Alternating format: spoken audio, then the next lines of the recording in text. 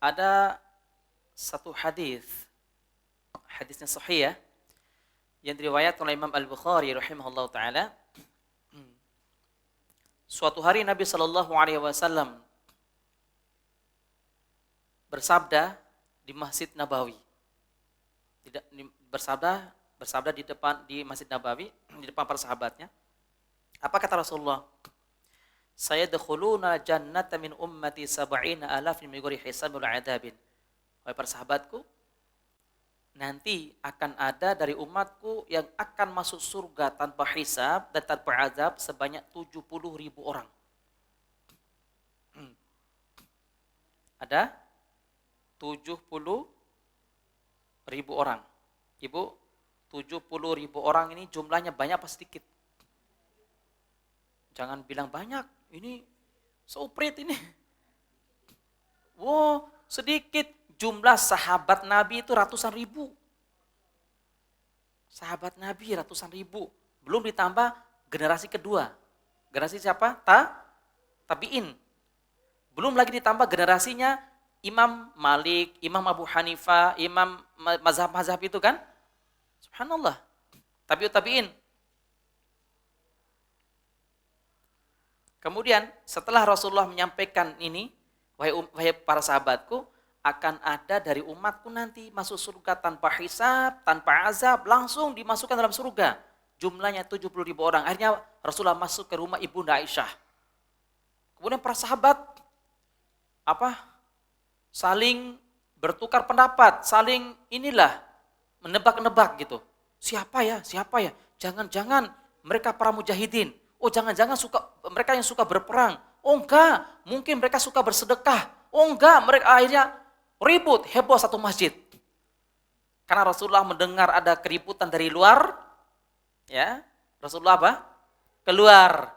Lalu Rasulullah sallallahu alaihi wasallam bersabda kepada para sahabat, "Hum la yatatayyarun," kata Rasulullah. Yang pertama adalah mereka yang tidak bertatoyur. Yang pertama, mereka yang tidak bertatoyur. Apa tatoyur? Mengundi nasib dengan burung dan semisalnya.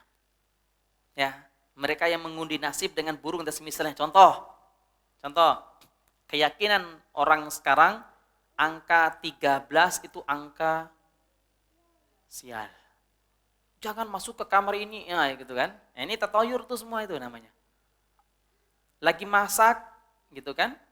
Suaminya keluar kota, lagi dinas keluar, jatuh foto suaminya, apalagi di film Indosiar itu, sering tayang tuh, ya ibu, ya aku menangis gitu kan, apalah tuh, gitu. Ada jatuh foto suaminya, keyakinannya apa itu? Apa keyakinan orang sekarang ibu? Kalau foto suaminya jatuh, suami lagi keluar daerah, keluar kota gitu kan, jatuh fotonya, apa keyakinannya? Nah, ya kalau kita sudah ngaji biasa, tapi kalau orang-orang awam berkeyakinan, wah suamiku mendapatkan musibah atau sial atau apalah gitu kan, atau suamiku lagi main-main sama awewe gitu kan. Nah ini tatoyur namanya ibu. Yang kedua, kata Rasulullah SAW, alla yushtarukun, mereka tidak meminta diruqyah.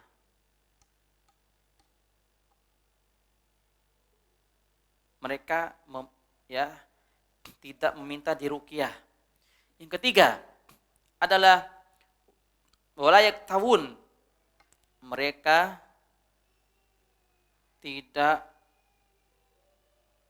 berobat dengan besi panas. Namanya kai ya. Kai. Ini sudah enggak ada. Yang keempat, wa ala rabbihim yatawakkalun. Mereka senantiasa bertawakal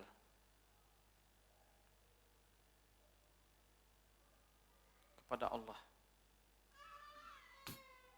Nih, 4 4 syarat masuk surga tanpa apa? Hisab dan tanpa azab, Ibu. Yang kita fokus adalah di pembahasan nomor 2. Ini Ibu ya, yang ditanyakan sama Ibu tadi, bagaimana dengan tidak meminta diruqyah? Bagaimana status tadi di sini? Jadi gini Ibu, para ulama berbeda pendapat tentang menjelaskan makna dari hadis ini. Apa yang dimaksud dengan meminta tidak meminta diruqyah? Apakah semua ruqyah yang ada hari ini atau hanya ruqyah yang mengandung kesyirikan? Di sini para ulama berbeda pendapat.